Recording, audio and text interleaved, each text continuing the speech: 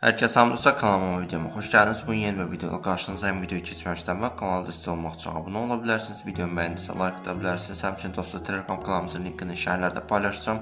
Burada səhmlər və kriptovalyutalar haqqında məlumatlar paylaşır, alış-satış siqnalları, şəxsi yatırımlarımı və şəxsi analizlərimi paylaşıram.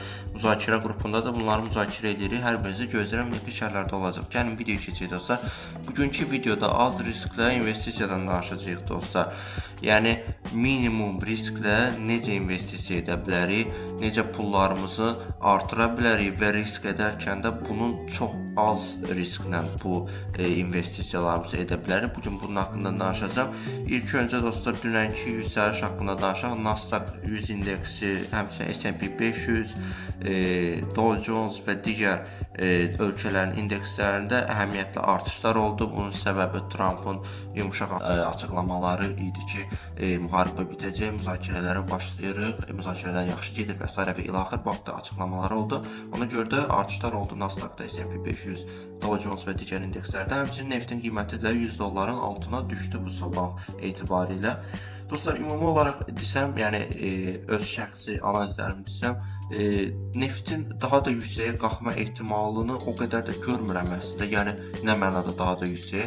$150-200 proqnozlarından söhbət gedir. Yəni bu ehtimalı tam görmürəm, çünki yəni buna imkan vermək ABŞ hökuməti üçün dəlili olar. Çünki həqiqətən ABŞ-da artıq bir qalon neftin $4-dır. Yəni bu tarix boyunca 2022-dən bu yana ilk dəfə də ABŞ-da. Yəni bu ABŞ hal-hazırdakı respublikaçılar üçün çox səhv bir hərəkət olar. Ona görə də neftin hələ də düşəcəyini və $150 çatmayacağını düşünürəm. Bu şəxsi analizimdir. Bəlkə ola bilər, olmaya bilər. Lakin şəxsi düşüncələrim bu yöndədir.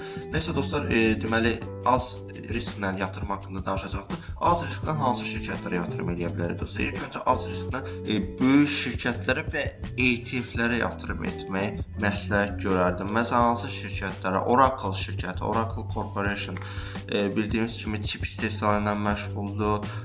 Deməli, gördüyünüz kimi bazar dəyəri $423 milyard. Dəyəri də o qədər də yüksək deyil. Hətta son düşüşlərdə çox düşüb dəyəri. Baxaq görək maksimum hətta hardandır. 6 ayda 50% dəyər itirib dostlar. 1 illik qrafikə gəlsə görər ki, $328-dan düşüş yaşayıb. Yəni indi çox yaxşı yerdədir. Çox yaxşı alış yerindədir dostlar və gələcək təxminləri də artış yönündədir. Nağd pulları artır, deməli gəlirlər artır və s. və ilaxır və gələcəkdə böyük gəlirlər, daha da çox gəlirlər gözlənilir. Və Oracle Corporation həmçinin tanınmış şirkətdir. Yəni bu təxminlərə də baxaq. Yatırım etdiyim şirkətlərin arasındadır təbii etibarilə bu şirkət. Buradan təxminlərə baxaq.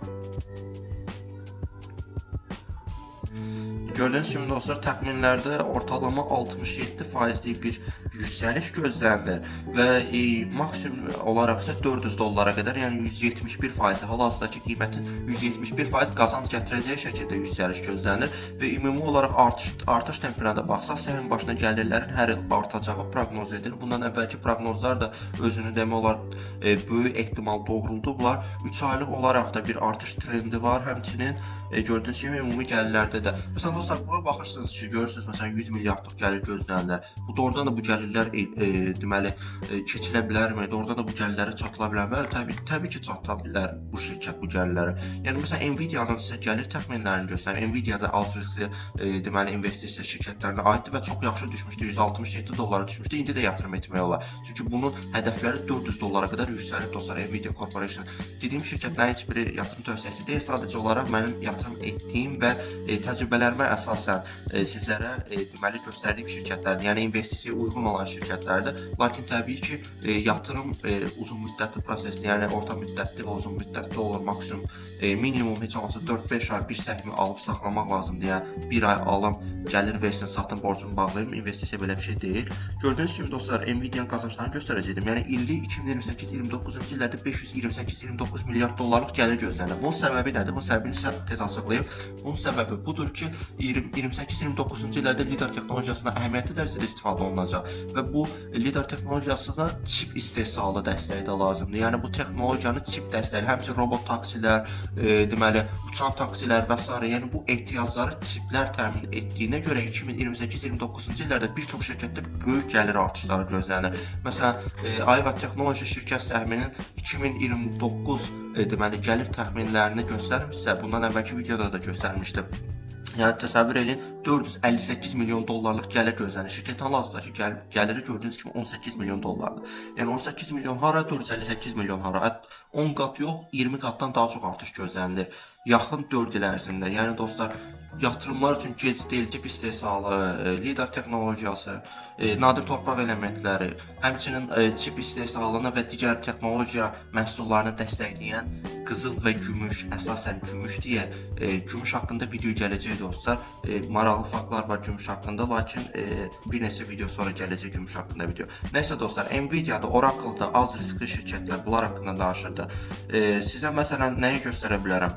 SLVP ETF-imiz var, gümüş mədən şirkətləri ETF-idir. Yəni gümüş qiyməti qalxdıqca mədən şirkətləri də qiyməti qalxır, çünki gəlir qazanırlar. SLVP ETF-ini də əldə edə bilərsiniz, investisiya edə bilərsiniz.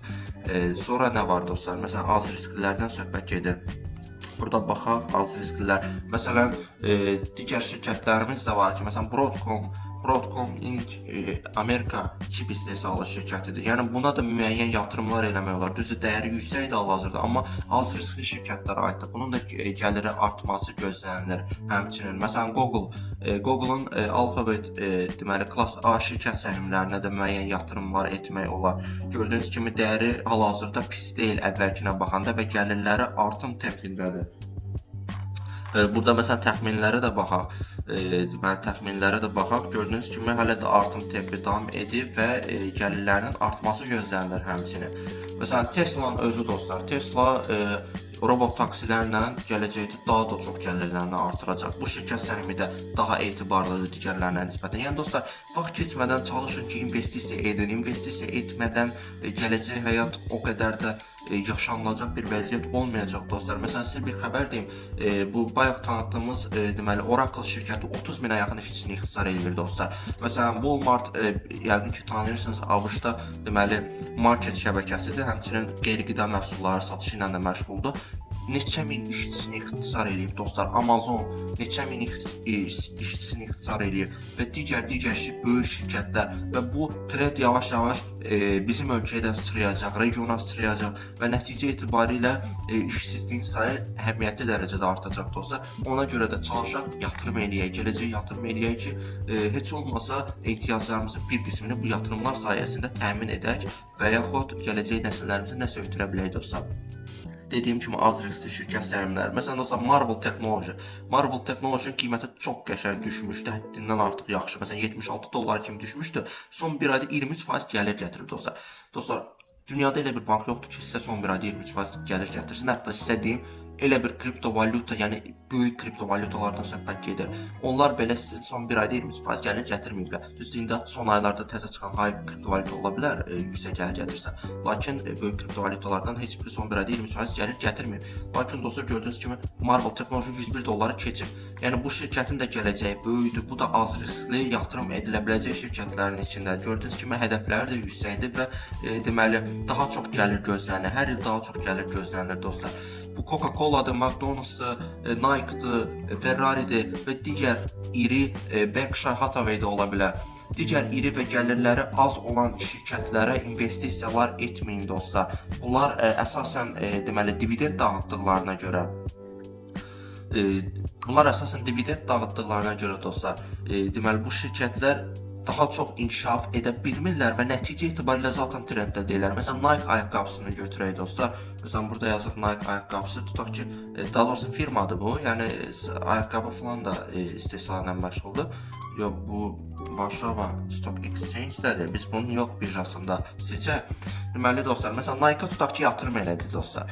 Nike ayaqqabı istehsal eləyir. Tutaq ki, sabah bir gün dedilər ki, bizim çipli ayaqqabılarımız istehsalına başlayırıq. Bu ayaqqabılar sayəsində çox yüksək qaça biləcəksiniz, çox az yorulacaqsınız və s. və ilaxır. Bunu dedilər, bəli. Nəticə etibarilə mən bu şirkətə yatırım eləyərəm. Çünki texnologiya ilə inteqrasiya olundu. Ona görə yatırım eləyərəm. Yoxsa deməli hansısa oyun reklamı və yaxud hansısa basketbolçunun adına bir ayaqqabı çıxartdılar və yaxud burnu uzun, tabanı geniş bir ayaqqabı çıxartdılar. Yəni belə mənasız məhsullar üçün düzünə tanınmış markadır. Lakin yəni yerində sayan bir markadır. Yəni bunu izah etməyə çalışıram. Bizə yerində sayan yox, texnologiya ilə inteqrasiya olunan və daim inkişaf edən markalar lazımdır. Gəlirləri artacaqmı? Arta bilər. Gördüyünüz kimi gələcək trendlərdə gəlirlərin artması gözlənilir. Lakin nəticə etibarilə hər gəliri artan şirkət səhmi dəyər qazanır mı? Xeyr, dəyər qazanmır. Məsələn, Duolingo-nu götürək dostlar. Məsələn, Duolingo-nun klass A səhmlərini götürək. Yəni, məsələn, baxaq indi sizə bir şey göstərim. Duolingo gəlirləri artan şirkətdir, amma nəticə etibarilə nə görürük? Başda birjaya girəndən, yəni təsəvvür edin, Nasdaq Stock Marketinə, yəni Nasdaq birjasına girəndən hal-hazırda mənfi 30%-dir bu şirkət. Yəni nə mənası var bu yatırımın? Əgər biz 520 dollarda satdıqsa, bəli, bu yaxşıdır, amma uzun müddətdə aldıqsa bu bizə bütün zamanlarda 30% zərər və 6 ayda isə 67% zərər yaratsa, bu yatırımın nə mənası var? Yəni dostlar, ona görə deyirəm ki, hər şirkət yatırıma uyğun deyil. Nə olsun gəlirləri qalxar. Əgər texnologiya ilə inteqrasiya olmursa, texnologiya sayəsində inkişaf etmirsə, yeniliklərə o qədər açıq deyilsə və demək olar yerində sayırsa, bu şirkətə yatırımın mənası yoxdur. Baxın, illik olaraq gəlirlərini hər dəfə artıran şirkətdir. Nəticə etibarilə nə görürük? Ümumi olaraq 30% dəyər itirir. Ümid edirəm başa düşə bildiniz dostlar, məsləhətlərimi, necə yatırım etmək, nəyə yatırım etmək lazımdır, az riskli şirkətlər hansılardır. Videoyu bəyənsə like edə bilərsiniz, sağ olun, sabah qalacaq videolarda görüşərik.